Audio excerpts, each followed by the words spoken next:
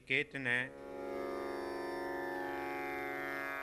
यम से कहा कि मैं उस आत्म तत्व को जानना चाहता हूँ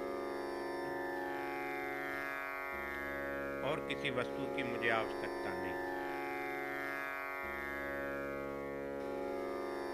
तब यमराज समझ गए कि नचिकेत जो है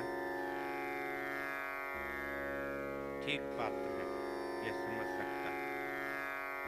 क्योंकि कई बार क्या होता है कि लोग प्रश्न करते हैं परंतु उनकी जिज्ञासा नहीं होती, जानने की इच्छा नहीं होती,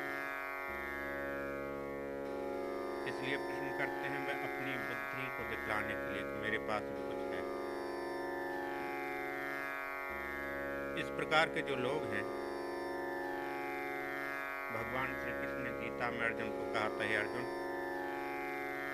वह समाज के लिए ज्यादा दुखदायी है, क्योंकि अज्ञानी लोग हैं, उनको ज्ञान तो होता नहीं, पर जो भाषा बोलते हैं वह ज्ञानियों से भी ऊंची बोलने का प्रयास करते हैं। ऐसा जो व्यक्ति है वह समाज को भी दुख देता है, अपने आप को तो दुखी करेगा ही, समाज को भी दुख देता है।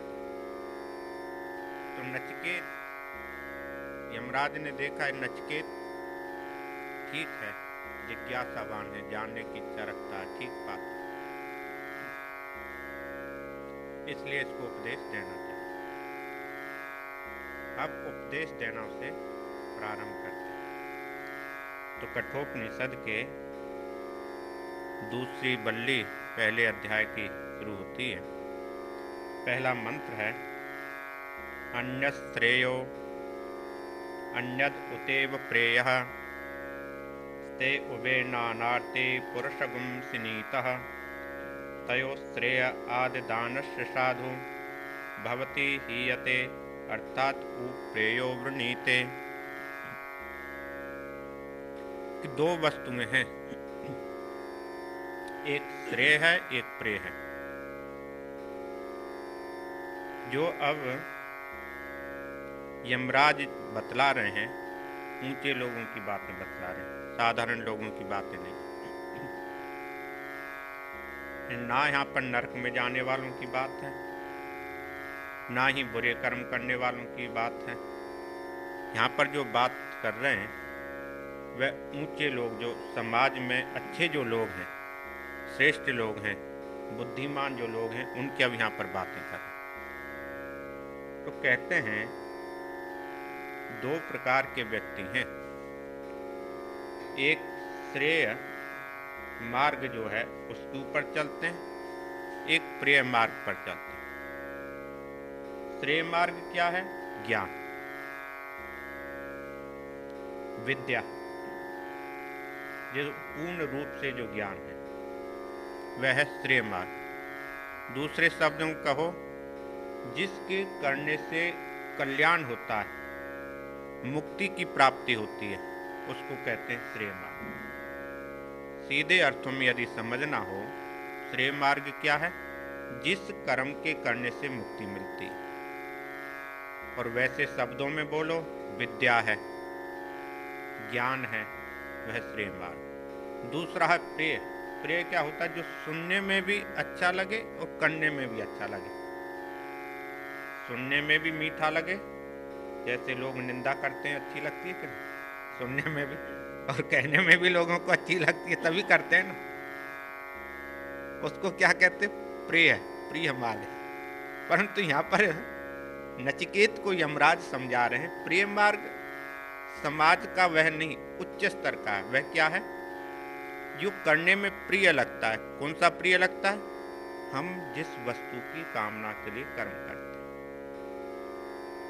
जिस फल की प्राप्ति के लिए हम कर्म करते हैं, वह क्या है? प्रिय मार्ग।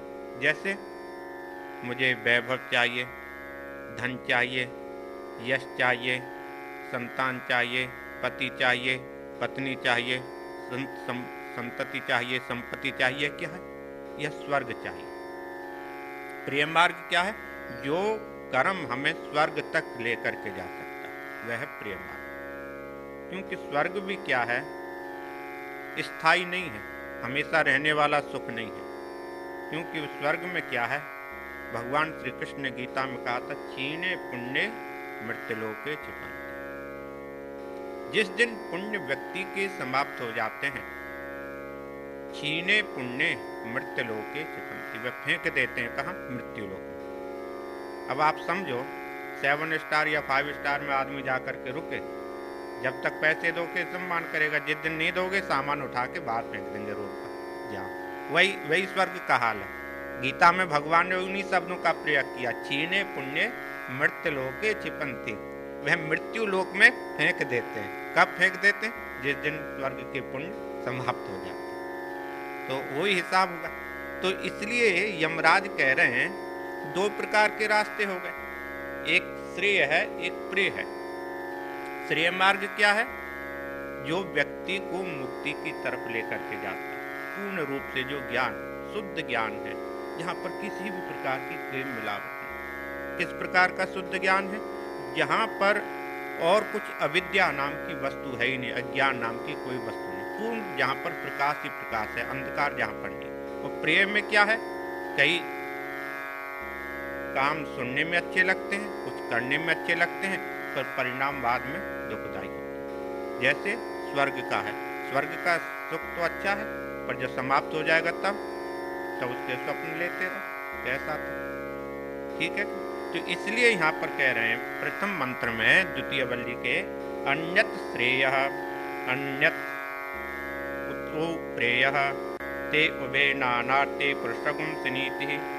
हे नचिकेत, श्रेय कल्याणकारी जो साधन है, जो विद्या है, और अन्यत ये अलग है। दोनों चीजें अलग अलग हैं। एक रास्ता ये दूसरा है, एक दूसरा रास्ता है, एक रास्ता नहीं है। हम यदि सोचें कि जिस कर्म के करने से हमें स्वर्ग मिलेगा, उसी कर्म के करने से हमें मुक्ति मिल जाएगी, ऐसा नहीं है। भगवान श्री कृष्ण ने सीधे शब्दों में उसकी व्याख्या की, जिस वस्तु की कामना के लिए, फल की चाह के लिए हम कोई भी कर्म करते हैं, बड़े से बड़ा यज्ञ, बड़े से बड़ा दान, अनेकों वर्षों तक की समाधि, अनेकों वर्षों तक का योग, अनेकों वर्षों तक की साधना, यदि किसी फल की प्राप्ति के लिए करते हैं तो वह स्वर्ग तक ही, उससे ऊपर नहीं। हम यदि सोचें बहुत वर्षों तक हमने 10,000 साल तक मान लो तपस्या कर ली, स्वर्ग भी मिल जाए और मुक्ति भी मिल जाए, दोनों चीजें नहीं मिलती। इसलिए कहते हैं अन्यत, वह अलग है। श्रेय, श्रेय का जो मार्ग है, ज्ञान का जो मार्ग है, वह क्या? अन्यत, वह अलग है। और प्रेयत या अन्यत। हे नचिकेत, जो प्रिय, जो प्रिय लगने वाला है, स्वर्ग आदि जो सुख देने वाला है, वह क्या है? वह भी मार्ग अलग है। दोनों मार्ग उन्होंने बतला दी, एक यह रास्ता है, एक यह रास्ता। किस रास्ते को व्यक्ति चुनना चाहता है, ये उसके ऊपर आधारित। फिर उभे नानार्थे पुरुषगुम सुनेति, तो कहते हैं जो उभे, दोनों प्रकार के जो रास्ते हैं, तो कहते हैं नानार्थे, अलग अलग फल देने वाले। और क्या करते हैं? पुरुषगुम सुनीति। पुरुष को क्या कहते हैं? सीना। सीना सब सिनंती से बना, जो संस्कृत का शब्द है सीना। सीते हैं ना कपड़े को, सिनंती। पुरुष को यह सी देते हैं, यानी बांध देते हैं। दोनों जो मार्ग हैं, पुरुष को बांध देते हैं। कैसे बांधते हैं? एक स्वर्ग की तरफ बांध रहे हैं और एक मुक्ति की तरफ बांध रहे हैं। दोनों मार्ग अलग अलग हैं। तयो श्रेय आदिदानश्च साधु। तो यहां पर कहते हैं तयो, इन दोनों में, श्रेय मार्ग और प्रिय मार्ग में, ज्ञान में और अज्ञान में, विद्या में और अविद्या में, इन दोनों रास्ते में से क्या है? श्रेय आदिदानश्च, जो श्रेयकारी जो मार्ग है, ज्ञानकारी जो मार्ग है, मुक्ति को प्रदान करने वाला जो मार्ग है, आदिदानश्च साधु भवति है। पकड़ लेते हैं कौन? जो अच्छे लोग। अच्छे जो लोग हैं, बहुत जो बुद्धिमान लोग हैं, वही इसको पकड़ सकते हैं। साधारण लोग या बीच की बुद्धि वाले जो लोग हैं, वही नहीं पकड़ सकते। तो क्या है? तो दूसरा जो मार्ग है, उसमें क्या होगा? यते अर्थात उप्रयो वृणीते है। तो नचिकेत है, नचिकेत क्या होता है? वो यो प्रेय, जो प्रियकारी जो मार्ग है, जिस मार्ग पर जाने से स्वर्ग की प्राप्ति होती है, सुखों की प्राप्ति होती है, संतान की प्राप्ति होती है, धन की प्राप्ति होती है, वैभव की प्राप्ति होती है, यश की प्राप्ति होती है, इन सब चीजों को देने वाला जो रास्ता है, उस रास्ते पर जाने वाले व्यक्ति को यमराज कहते हैं नचिकेत हीयते वृणीते। वह व्यक्ति भ्रष्ट हो जाता, नीचे गिर जाता। क्यों? तो जिस कर्म को उसने किया, उस कर्म से उसे मुक्ति की भी प्राप्ति हो सकती थी। परिश्रम तो तब भी उतना ही लगना था, अलग तो लगना नहीं था। गीता में भगवान श्री कृष्ण साधारण शब्दों में समझाते हैं, हे अर्जुन, यदि कामना के लिए वह कर्म किया गया है और बिना कामना के लिए वह कर्म किया गया, कर्म तो एक ही जैसा ना, सिर्फ उसमें क्या सोच में ही फर्क है। सोच में फर्क होने से क्या है, कर्म में तो कोई भेद नहीं आया। जो यज्ञ हमने किसी कामना के लिए किया है और जो यज्ञ हमने बिना कामना के, बिना इच्छा के लिए किया, उसमें कोई फर्क तो नहीं। क्या फर्क? परिश्रम भी एक जैसा, मंत्र भी वही है, सामग्री भी वही है, समय भी आपका उतना ही लगता है, सिर्फ सोच में फर्क है। यदि हम फल की प्राप्ति के लिए, सुख की प्राप्ति के लिए कामना करते हैं, तो वह क्या होता है? ह्रियते, वह कहते हैं वह व्यक्ति ऊपर ना जाकर के नीचे गिर जाता है। कैसे गिर जाएगा? थोड़े दिन स्वर्ग का आनंद लेगा, फिर बेचारा वहीं आ जाएगा जहां से वह काम शुरू किया। यह तो ऐसे हुआ जैसे हम सिंडी चढ़े, 50 चढ़ के गए, फिर एक दिन नीचे आ गए। क्या फर्क पड़ा? चढ़ने में प्रयास हुआ, ऊपर चढ़े और उसके बाद फिर नीचे आए। इसलिए कहते हैं 2 प्रकार के मार्ग उन्होंने बतलाए। अब आगे बताते हैं श्रेयश्च प्रेयश्च मनुष्यम एतत् तयो संपरीतः विनक्ति धीरः श्रेयो हि धीरो विप्रेयसो वृणीते प्रेयो मंदः योग क्षेमात् वृणीते हैं। तो यहाँ पर कहते हैं जब दोनों प्रकार के रास्ते हैं, समझा रहे हैं कि यह श्रेयश्च प्रेयश्च मनुष्यम एतत्, कहते हैं दोनों प्रकार के जो रास्ते हैं मनुष्य के सामने आकर के खड़े हो जाते, दोनों फल हमारे सामने खड़े, हमारे ऊपर आधारित है हम किस फल को लेते हैं, श्रेय वाले फल को लेते हैं या प्रेय वाले को, यानी मुक्ति प्रदान करने वाले को लेते हैं या स्वर्ग में सुख देने वाले को लेते हैं। दोनों जो फल हैं, दोनों जो रास्ते हैं, प्रत्येक व्यक्ति के सामने आकर के खड़े। अब कौन सा रास्ता हमको अपनाना है, यह व्यक्ति के ऊपर। श्रेयश्च प्रेयश्च, हे नचिकेत, श्रेय और प्रेय, विद्या और अविद्या, ज्ञान और अज्ञान क्या है? मनुष्यम एतत्तहु, यह क्या? तऊ मनुष्य, दोनों जो रास्ते हैं मनुष्य के सामने खड़े हुए हैं। तो इसमें क्या? धीरः संपरित्यः विनक्ति, इसमें क्या है? तो धीर जो है, गंभीर जो व्यक्ति है, बुद्धिमान जो व्यक्ति है, ये संपरित्यः विनक्ति, इनको संपरित क्या होता? अच्छी प्रकार से विचार कर।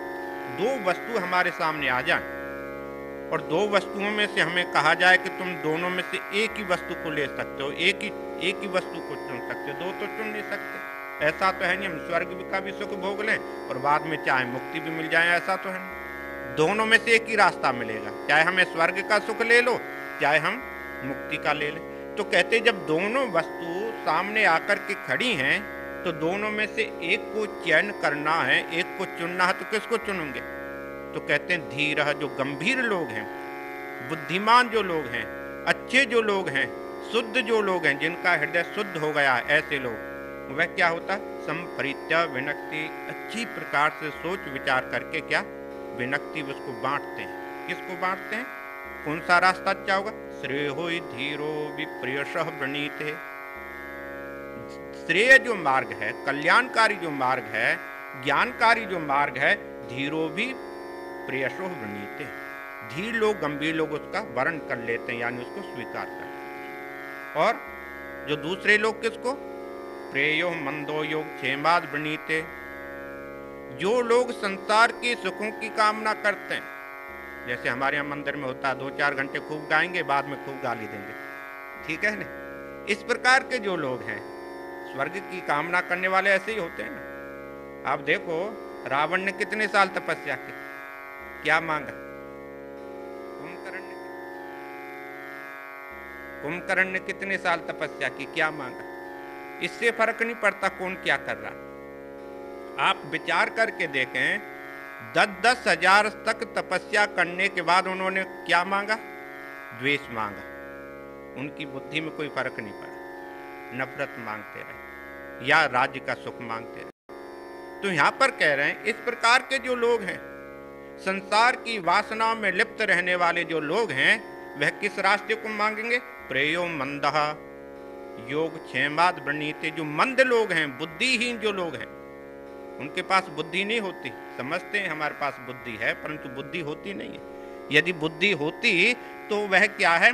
शुद्ध वस्तु को स्वीकार कर सकते थे। जिस प्रकार से मान सरोवर में हंस होता है, उसके सामने दूध और पानी मिला दिया जाए, मिक्स कर दिया जाए अच्छी तरह से, और जो हंस होगा दूध का अपने आप उसको अलग कर दे। दोनों वस्तुएं मिली हुई हैं, परंतु मिली हुई वस्तु को अलग करने की जो क्षमता है किसके पास में? दूध और पानी को, हंस के पास।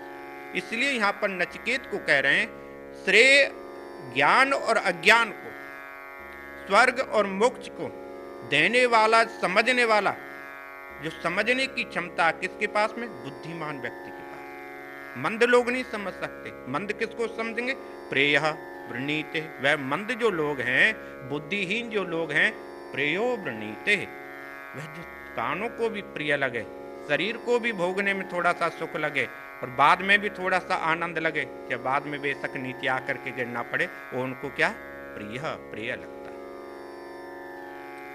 इसलिए कहते हैं सत्वं प्रियानः प्रिय रूपाश्च कामान अविध्यायन् नचिकेतः अतिस्राजिः नेतागुं श्रृंकाम चित्तम अवियम अवाप्तः यश्याम मजंती बहवो मनुष्यः। तो नचिकेत की यहाँ पर वह प्रशंसा कर रहे हैं कि सभी संसार के सुख जो हैं, उनका प्रलोभन, लालच तो मैंने तुमको दे दिया था, जो भी कुछ मांगना चाहते हो मांगो, परंतु तुमने वह नहीं मांगा। स्वर्ग का भी सुख नहीं मांगा, संसार का सुख भी नहीं मांगा। जो इस प्रकार का जो व्यक्ति है, जब मैंने तुमको पात्र देखा तब तुमको कहना यह प्रारंभ किया। अब यहाँ पर उसकी प्रशंसा कर रहे हैं कि कब प्रशंसा कर रहे हैं? जब उनको अच्छी तरह से पता लग गया कि ये उस ज्ञान को समझ सकता है। सहत्वम प्रियानः प्रिय रूपाश्च कामः। हे नचिकेत, सहत्वम, तुम ऐसे क्या हो? संसार की कामनाओं की जो वासना है, संसार की जितनी भी वासना है, और उन वासनाओं से जो क्षणिक सुख की प्राप्ति होती है, उन सुखों से तुम बिल्कुल अलग। तुमने अपने जीवन में समझ लिया कि स्वर्ग का जो सुख है, जो आनंद है, वह बहुत समय तक चलने वाला नहीं। ठीक है, वह थोड़े समय तक है और उसके बाद क्या है? फिर दुखदाई होगा, फिर मां के गर्भ में आना पड़ेगा, फिर जन्म होगा, फिर यही चक्कर चलता रहेगा। तो इसलिए सहत्वम प्रियानः, हे नचिकेत, तुमने जिनको प्रियानचः, प्रिय लगने वाले, और प्रिय रूपानः, बहुत ही सुंदर रूप जो दिखलाई देता है, उनको क्या किया था? सकामान। और मैंने तुमको क्या प्रलोभन दिया था? इस संसार के भी सुख तुम मुझसे मांग लो और स्वर्ग के भी सुखों को मांग लो। उन सभी सुखों को तुमने त्याग दिया था, छोड़ दिया था। इसलिए क्या है? अभिध्यायन, अच्छी प्रकार से सोच समझ करके, अभिध्यायन, अभी चारों तरफ से ध्यान करके, यानी अच्छी प्रकार से सोच समझ करके तुमने क्या किया था? उत्तर दिया था। क्या? अतिश्राचे, उसको त्याग दिया था, छोड़ दिया। यदि तुम चाहते तो उस प्रलोभ में पड़ सकते थे, लालच में पड़ सकते थे, तुम ले सकते थे सब कुछ, परंतु तुमने अच्छी प्रकार से सोच समझने के बाद में उन सब चीजों का तुमने त्याग कर दिया। ना एताम श्रृंकाम वित्तम अय्यम अवाप्तः, एताम वित्तम अय्यम श्रृंका। यह क्या है? वित्त क्या होता? धन। इस धन से, इस संपत्ति से श्रृंकाम, जो क्या है, ये बांधने वाली श्रृंखला है, रस्सी है। वैभव जो है व्यक्ति को बांधता, मुक्त नहीं करता। जैसे यश जो है बांधता है। बहुत व्यक्ति की इच्छा होती है मेरा यश फैलता रहे, और फिर उसको भय होता है कहीं मेरा यश ना हो जाए। यह भी एक भय। जैसे इंद्र को डर लगा रहता है, बहुत कोई यज्ञ ना कर दे, 100 अश्वमेध यज्ञ करेगा तो मेरा आसन चला जाएगा, दूसरा इंद्र बन जाएगा। इंद्र को भयभीत है। स्वर्ग का जो राजा इंद्र है, अब आप विचार करके देखो, उसको शांति नहीं है तो स्वर्ग में जो थोड़े समय के लिए जाते हैं उनको क्या शांति मिलेगी है? तो इसलिए कह रहे हैं कि तुमने अच्छी प्रकार से सोच समझ करके चारों तरफ से तुमको ध्यान देने के बाद में उन सब वस्तुओं का तुमने त्याग कर दिया। यश्चाम मज्जंती वह मनुष्य, अरे जिसमें मंजंती फंस जाते हैं, कहाँ? संसार के लोग। जिस वासना में, जिस इच्छा में, जिस फल की प्राप्ति में संसार के लोग फंस जाते हैं, और तुम उससे क्या हो गए? पार हो गए। मैं देखता हूं कि छोटी उम्र का तू है। नचिकेत को यम कह रहे हैं, उसकी आयु क्या थी? कुमार अवस्था थी, छोटी अवस्था थी। छोटी अवस्था होने के पश्चात भी तुम उन सब चीजों का तुमने त्याग कर दिया। क्या होता है कि लोग कहते हैं ना, अब तो बुढ़ापे में आ गए, संसार के सुखों को क्या करेंगे? लोग ऐसा सोचते हैं। क्यों? कि उसकी खाने की क्षमता समाप्त हो जाती है, देखने की क्षमता समाप्त हो जाती है, भोग की क्षमता समाप्त हो जाती है। इसलिए वह कहते हैं, नहीं कि इसलिए नहीं कहते कि ना मिले, क्योंकि शरीर उनका साथ नहीं देता, इसलिए कहते हैं क्या करेंगे, युवा जो हैं उनको दे दो।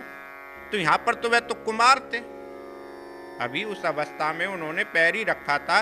वो होने के पश्चात भी, कुमार अवस्था होने के पश्चात भी संसार की जितनी भी वस्तुएं थी, सुखदायी, कल्याण, जो क्षणिक सुख दे सकते हैं, उन सुखों का तुमने त्याग कर दिया। इसलिए मेरी बुद्धि में, मेरी समझ में नचिकेत को यम कहते हैं, तुम पूर्ण पात्र हो जो उस आत्मा के विषय में समझ सकते हो। अविद्यायाम अंतरे वर्तमानः स्वयं धीरः पंडितं मन्यमानः दन्द्रयमाणः पर्यन्ति मूढ़ा अंधे नियमाना यथांधः। यहाँ पर जो मंत्र है हमको कहता है कि मनुष्य जो है ज्यादा जो दुखदाई है समाज के लिए, बुद्धिमान नहीं है। बुद्धिमान से कोई दुख नहीं समाज को मिलता, और ना ही बहुत मूर्ख से मिलता है। जो बीच के लोग हैं ना, वही समाज को दुखी करते हैं। कौन? जो अपने आप को पंडित समझते हैं, ज्ञानी समझते हैं, नहीं समझते हैं। यहां पर नचिकेत को कह रहे हैं, वह व्यक्ति ज्ञानी है नहीं, परंतु अपने आप को ज्ञानी समझता है। जिस वस्तु का किसी को ज्ञान ना हो और वह कहे कि मैं उस वस्तु का मुझे ज्ञान है, तो उसका क्या परिणाम होगा? समाज में भी देख लें, यदि कोई क्वालिफाइड डॉक्टर नहीं है और वह इलाज करने लग जाए तो क्या होगा? मरीज बेचारा मरेगा ही ना, एक तो वही स्थिति है। यहां पर कहते हैं जिस वस्तु को ज्ञान तो है नहीं, फिर भी वह अपने आप को कहता है मुझे ज्ञान है। इस प्रकार का जो व्यक्ति है, अनेकों प्रकार की योनियों में खुद तो भटक रहा है, पर दूसरे को भी वह भटकाता है। अपने आप भी भटकेगा और दूसरे को भी क्या है? भटका। अंधे नियमाना यथांधा। जैसे अंधा व्यक्ति अंधे को लेकर जाए तो क्या होगा? खुद भी गिरेगा और दूसरे को भी गिरेगा। यह मंत्र कहता है अविद्यायाम अंतरे वर्तमान। अविद्या के भीतर, अंतरे भीतर, माया के बीच में रहने वाला जो व्यक्ति है, वर्तमाना जो टिका हुआ है, खुद जो व्यक्ति माया के बीच में बैठा हुआ है, अज्ञान के बीच में बैठा हुआ है, अंधकार के बीच में खुद जो व्यक्ति बैठा हुआ है, और स्वयं धीरा पंडितम मन्यमाना, अपने आप को क्या कहता? मैं प्रकाश में हूं, ज्ञान में बैठा हूं, मैं पंडित हूं, विद्वान हूं, ज्ञानी हूं। अपने आप को वह ऐसा सोचता है। अब है नहीं, परंतु मान के बैठा हुआ। उसकी बुद्धि में क्या है? मुझे सब कुछ पता है। दन्द्रियमाणः पर्यन्ति मूढ़ा। तो यहां पर कहते हैं मूढ़ा, इस प्रकार का जो व्यक्ति है, मूढ़ है, अज्ञानी है, अविद्या में है, अंधकार में है, इस प्रकार का जो व्यक्ति है, दंद्रव्यमानः पर्यन्ति। वह अनेकों प्रकार की योनियों में ठोकरें खाता, पर्यन्ति गिरता है, ना जाने कितनी योनियों में वह गिरता है, अपने आप भी गिरता है और जिसको रास्ता दिखलाएगा वह भी गिरेगा। क्या है कि यदि हमें किसी वस्तु का ज्ञान नहीं है, हम उसका ज्ञान देने लग जाएं, या समझे जैसे योग है, मुझे योग का ज्ञान नहीं, मैं योग सिखाने लग जाऊं तो क्या होगा, व्यक्ति बीमार हो जाएगा, ठीक होने की जगह उल्टा। गलत आसन में करा दूंगा, क्या होगा, परिणाम उसका उल्टा होगा कि नहीं। इस प्रकार के जो व्यक्ति हैं जिनको थोड़ा ज्ञान है और पूर्ण ज्ञान की जो परिभाषा बतलाते हैं, वह क्या है, अपने लिए भी दुखदायी है, दूसरे के लिए भी दुखदायी है। तो यहां पर कहते हैं दंद्रम्यमाणः पर्यन्ति मूढ़ा, जो मूढ़ हैं, अज्ञानी हैं, अविद्या में हैं, अंधकार में हैं, वह अनेकों प्रकार की योनियों में क्या है, भटक रहे हैं, गिर रहे हैं। कैसे, अंधे नियम नियमानः यथा अंधा, जिस प्रकार एक अंधा व्यक्ति दूसरे अंधे को रास्ता दिखलाने का प्रयास करता है तो खुद भी गिरता है और दूसरे को भी गिरता है। नासं परायः प्रतिभाति बालम प्रमादन्तं वित्तमोहेन मूढ़म अयम लोको नास्ति पर इति मानिः पुनः पुनर्वशम आपद्यते मह। कहते हैं कि दो प्रकार के व्यक्ति हैं, कि कुछ तो ऐसे लोग हैं मरने के बाद भी कुछ होता ऐसा समझते हैं, कुछ ऐसे लोग हैं यही जीवन है, इसके बाद कुछ नहीं। हमारे यहाँ पर चारवाक ऋषि हुए, हम उनको ऋषि कहते हैं, क्यों, जिस व्यक्ति ने किसी वस्तु की खोज की, हमारे वहां पर वह ऋषि कहलाए। इससे कोई फर्क नहीं पड़ता उसका रास्ता सभी के लिए अपनाने लायक है क्या नहीं है नहीं। चारवाक क्या कहते थे, संसार में जन्म मिला है, खाओ पियो मौज करो, ठीक है ना। तो इस प्रकार के तो क्या, नासं परायः प्रतिभाति बालम प्रमादत्तम वित्तमोहेन मूढ़म, वित्तमोहेन मूढ़म। वित्त क्या होता है, धन का जो मोह है, जो अभिमान है। संसार में चाहे हमें अपनी सुंदरता का अभिमान हो, चाहे धन का अभिमान हो, बुद्धि का अभिमान हो, बल का अभिमान हो, जब अभिमान से ये जुड़ जाती हैं तो हमें गलत रास्ते की तरफ ले जाती है। यदि किसी के पास में बल का अभिमान होगा, बल किसके लिए, रक्षा करने के लिए, और अभिमान आ गया तो वह रक्षा नहीं करेगा, लोगों को दुखी करेगा। ऐसी बुद्धि है, बुद्धि किस लिए है, विकास के लिए है। और यदि ठीक विकास की तरफ उसकी बुद्धि नहीं लगी तो वह गलत काम की तरफ ले जाएगी, कुतर्क के लिए जाएगी, बुरा तर्क करेगा, बुरी बुरी बातें वह सोचता रहेगा। तो इसलिए कहते हैं वित्त मोहेन मूढ़म, जो संपत्ति के अभिमान में बंधे हुए लोग हैं। प्रमादंत्यम बलम, वह क्या है, प्रमादंतम, प्रमाद में है। प्रमाद क्या होता, आलस में। इस प्रकार के जो लोग हैं वह अज्ञानी हैं, मूढ़ हैं। नचिकेत को यम उन लोगों को मूढ़ बतलाते हैं, ज्ञानी लोग नहीं है।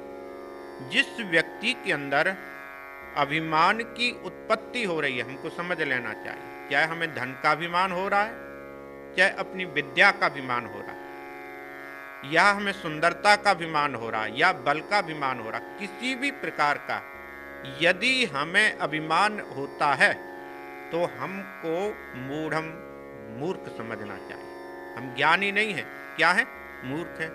तो इसलिए नचिकेत को कह रहे हैं यम, हे नचिकेत, वित्त मोहेन मूढ़म प्रमादत्यम, वह संपत्ति के मोह में, धन के अभिमान में आकर के क्या है, अपने आप को अज्ञानता की तरफ निरंतर बढ़ रहे हैं, दिन रात बढ़ रहे हैं। क्यों बढ़ रहे हैं, कहते हैं संपरायः ना प्रतिभाति, उसके बाद, इसके बाद भी सम सांपरायः, इसके बाद भी और कोई लोक होगा ना प्रतिभाति, उनको दिखलाई नहीं देता। यानी यही जीवन है, इसके बाद कोई जीवन नहीं है, उनकी है समझ है। सीधे शब्दों में क्या है, अब यह जो जन्म मिला है यही हमारा अकेला जन्म है, इसके बाद हमारा कोई जन्म नहीं होगा, उनकी ऐसी कल्पना। किनकी कल्पना? जो अज्ञानी। ऐसी कल्पना किसकी होती है? जो अंधकार में जाना चाहते हैं। ऐसी कल्पना किसकी होती है? जो अपने आप का विकास नहीं करना चाहता, उसकी ऐसी कल्पना है, धारणा है उसकी। अयम लोको नास्ति परितिमानिहि, यह कहते हैं पर ना अस्ति, इसके बाद कुछ नहीं है, बस यही अखीरला लोक है और कोई लोक नहीं, उनकी ऐसी इच्छा। उन्होंने वह सोचते हैं यही लोक है, इसके बाद और भी कोई लोक होगा, ऐसा वह मानते नहीं है। क्यों नहीं मानते? क्योंकि उनकी बुद्धि वहां तक पहुंच नहीं सकती। यदि हम व्यक्ति की बुद्धि किसी वस्तु तक ना पहुंच पाए, ना समझ पाए, तो वह क्या सोचता? यही है, इसके बाद कुछ नहीं। तो क्या होगा? पुनः पुनः वशम आद्यते में है, आप अद्यते पुनः पुनः वशम, किसके वश में आते हैं? यमराज के वश में आते हैं। यानी ना जाने वह कितनी बार फिर जन्म लेते हैं, फिर मरते रहते हैं। आदि शंकराचार्य ने लिखा है, इस प्रकार के जो लोग हैं, पुनरपि जननम पुनरपि मरणम पुनरपि जननी जठरेशयन, ना जाने कितने बार वे जन्म लेते हैं, कितनी बार वे मरते हैं, उनकी यही गति चलती रहती है। माँ के पेट में आओ, बाहर आओ, पाप करो, फिर मरो, फिर माँ के पेट में आओ, यही क्रम उसका चलता रहता है, इसके बाद में उसका कोई क्रम नहीं। तो इसलिए कहते हैं ऐसे लोग कौन है? जो परलोक कोई वस्तु है उसको जो मानते नहीं है।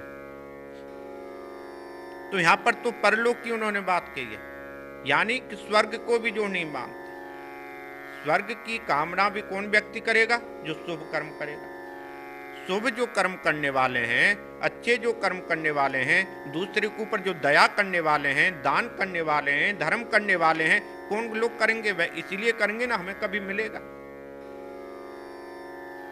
स्वर्ग की भी मैं बात कर रहा हूं। स्वर्ग की जो करते हैं वह किस लिए करते हैं? हमको मिलेगा। चाहे वह दया करें, चाहे वह दान करें, चाहे वह धर्म करें, वह किस लिए करते हैं? हमको वह मिलेगा। यदि मिलेगा, कब मिलेगा? कुछ इस प्रकार के फल हैं तुरंत मिल जाते हैं, और कुछ इस प्रकार के फल हैं जो हमें दिखलाई नहीं देते। संसार में बहुत से ऐसे फल हैं जो हम कर रहे हैं वे तुरंत मिल जाते हैं, और कुछ ऐसे फल हमको दिखलाई नहीं देते। ना जाने हमने अपने जीवन में कब अच्छा किया था या बुरा किया था, उसका परिणाम मिलता है।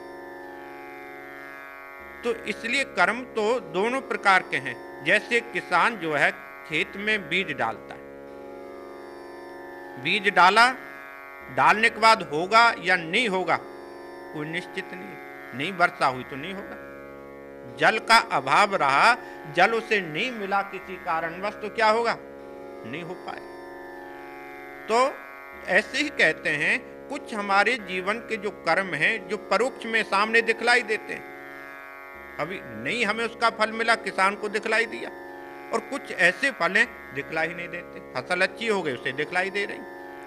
तो इसलिए कह रहे हैं यमराज यहाँ पर नचिकेत को, हे नचिकेत, इस प्रकार के जो लोग हैं कि यही संसार का अंतिम लोक है, यही संसार में जो मुझे मिल रहा है यही मेरा जीवन अंतिम है, इस प्रकार की सोच वाले जो व्यक्ति हैं वह क्या है? उनको दूसरा भी कुछ होता है पता नहीं। इस प्रकार के व्यक्ति धर्म के प्रति नहीं जा सकते, आस्थावान नहीं हो सकते, ज्ञानवान नहीं हो सकते, विद्यावान नहीं हो सकते। वह अंधकार में हमेशा पड़े रहते हैं। उनकी स्थिति यही है, बस अंधकार में अपने जीवन को वह बिताते रहते हैं।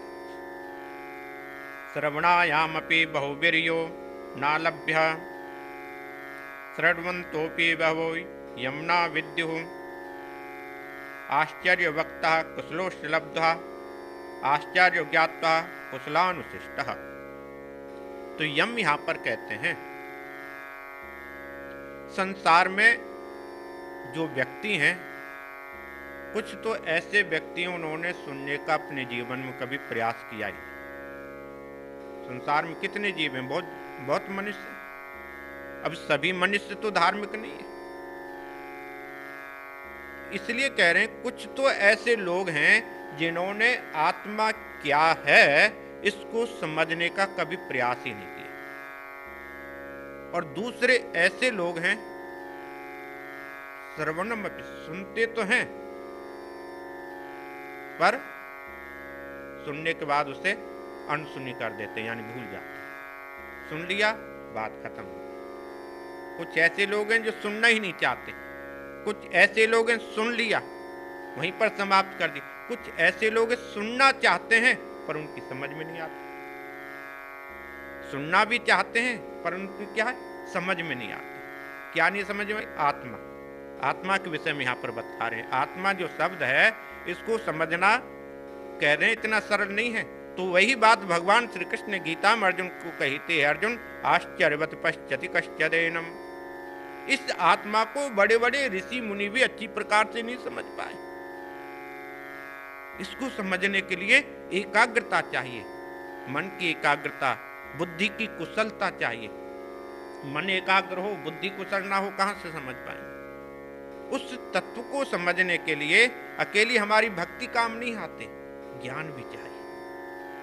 ज्ञान युक्त व्यक्ति ही उसको अच्छी प्रकार से समझ सकता है, विशेष बुद्धिमान। इसलिए कहते हैं श्रवणायामपि बहुवीरी यो न लभ्य यह बहुवी।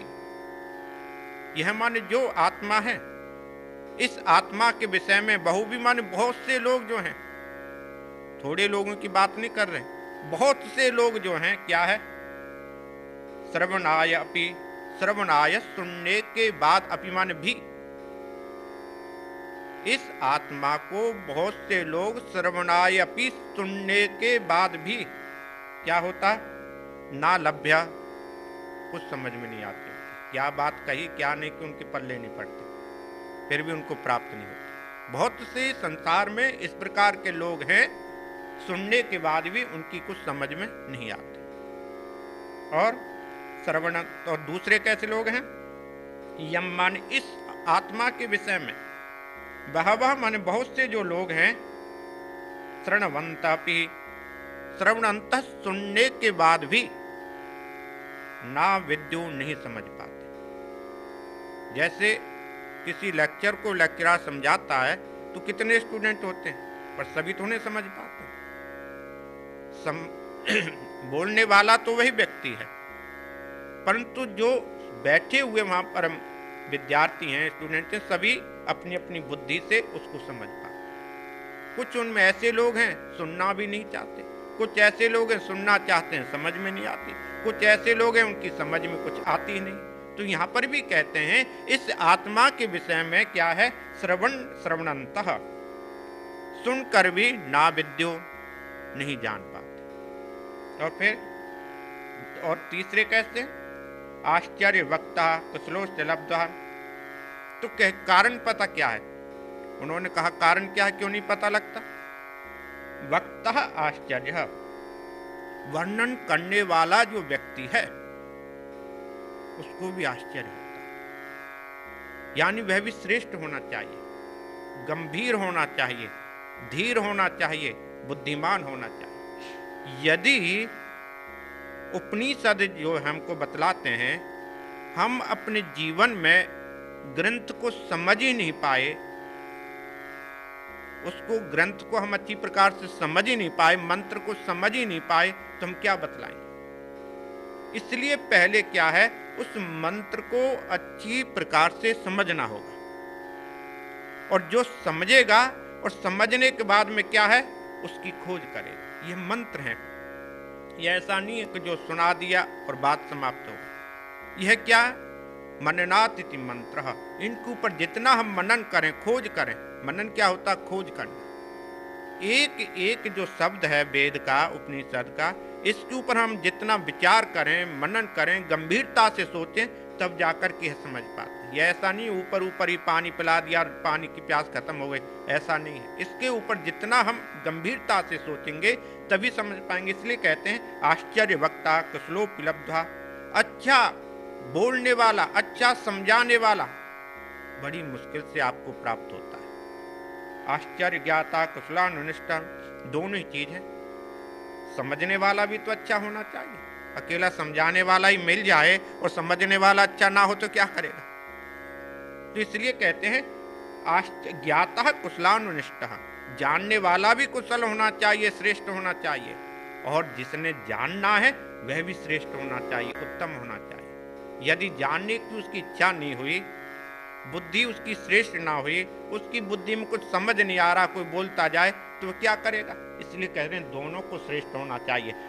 इसका मतलब है वह कह रहे हैं कि तू मुझे मिल गया इसलिए मैं भी प्रसन्न हो गया। यमराज कह रहे हैं मेरी भी प्रसन्नता की सीमा नहीं है। क्यों? कि तेरे जैसा जो व्यक्ति है मिलना बड़ा कठिन है, और यदि किसी ज्ञान को दूसरे को ना दिया जाए, वह ज्ञान ना बांटा जाए, तो क्या वह ज्ञान ऐसे ही समाप्त हो जाता है? कोई भी वस्तु है संसार में फैला नहीं चाहिए। फैला कब सकते हैं? जब दोनों एक जैसे हों, लेने वाला और देने वाला। यदि लेने वाला अच्छा है, देने वाला अच्छा नहीं, तब भी मुश्किल है, और देने वाला अच्छा हो, लेने वाला अच्छा नहीं हो, तब भी समस्या है। इसलिए समाज में दोनों वस्तुओं का होना अति आवश्यक है। इस नचिकेत को देख करके वह बड़े प्रसन्न हो रहे हैं। क्यों प्रसन्न हो रहे हैं? कि तू मुझे मिल गया, कि जो मेरे अंदर भाव बैठा हुआ था, आत्मा क्या है, इस आत्मा को समझाने के लिए तो मैं बहुत समय से सोच रहा था कोई मिले, और तू मुझे मिल गया, इसलिए बड़ी मुझे प्रसन्नता हो रही। एक मंत्र और करते हैं। ना नरेण वरेण प्रोक्त एषः सुविज्ञेयो बहुधा चिन्त्यमानः अनन्य प्रोक्ते गतिरत्र नास्ति अनीयान ही अतर्कम अनुप्रमाणात्। यहां पर कहते हैं जो आत्मा संबंधी ज्ञान है बहुत अणु है, बहुत सूक्ष्म, उसको समझना इतना सरल नहीं है। एक व्यक्ति कहे कि मैंने अणु से अणु, छोटी से छोटी वस्तु की खोज कर ली,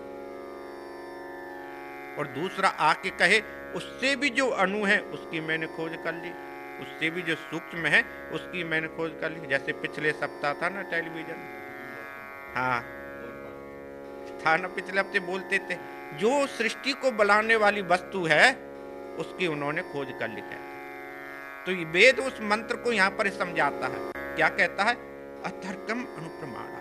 वो अणु जो वस्तु है उसकी खोज करने वाला एक व्यक्ति मिल सकता है, और उससे ऊपर भी मिल सकता है, उससे भी सूक्ष्म वस्तु की खोज करने वाला। क्यों? कि वह जो वस्तु है इतनी सूक्ष्म है, इतनी अणु है, उसको समझने के लिए बुद्धि की प्रखरता चाहिए। अतर्क, कुतर्क करने वाले जो व्यक्ति हैं उसको नहीं समझ सकते। कुतर्क जो करने वाले व्यक्ति हैं उस पूर्ण जो सृष्टि है, पूर्ण जो ज्ञान है, उसको वह लोग नहीं समझ सकते। क्यों? कि यह समझने की वस्तु नहीं है। जहां पर व्यक्ति पहुंच जाता है उसका क्या है? आनंद की अनुभूति करता है, और जिस आनंद की वह अनुभूति उस समय वह करता है उसको वाणी के द्वारा नहीं कहा जा सकता। क्यों? कि हम सत्य को असत्य से नहीं कहा जा सकता। जो व्यक्ति, जो वस्तु सत्य है उसकी उपमा किससे देंगे? सत्य से दे सकते हैं, असत्य से तो दे नहीं सकते। झूठ से सत्य को नहीं कह सकते। तो सत्य क्या है? एक ही वस्तु है। उस वस्तु सत्य को समझने के लिए, समझाने के लिए, देखने के लिए दूसरी वस्तु का सहारा हम कैसे लेंगे? क्यों? कि यदि हम सहारा लेते हैं किसी दूसरी वस्तु का, इसका मतलब और भी उसके समान कोई है, और उसके समान कोई वस्तु है नहीं। यह है वह सब असत्य है। इसी बात को, मंत्र को समझाएंगे, फिर अगले हफ्ते करते हैं। आज ही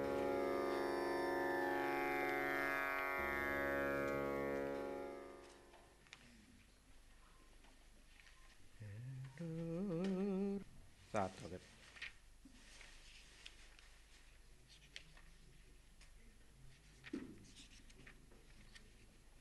क्योंकि 15 हैं इस बल्ली में, नहीं ज़्यादा है, 3 बार में हो जाएगा।